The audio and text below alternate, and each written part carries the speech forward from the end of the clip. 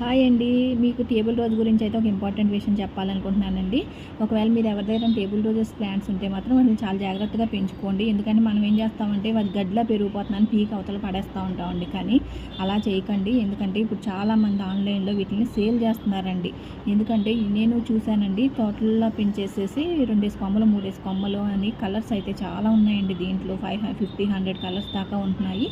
Cost అయితే 400, 500, 600 అలా చెప్తున్నారండి. అందుకే ఉన్నదానైనా మనం కాపాడుకోవాలని చెప్తున్నానండి. ఒకవేళ మీకు ఎవరైనా తెలిసిన వాళ్ళ దగ్గర ఒకవేళ ఉన్నా ఎవరైనా చిన్న చిన్న కొమ్మలైనా బతికేస్తాయి కాబట్టి అడిగి తెచ్చుకుని కూడా పెట్టుకోండి. ఎందుకంటే మనం కొనాలంటే చాలా కాస్ట్ ఉన్నాయండి ఇప్పుడు ఇవి.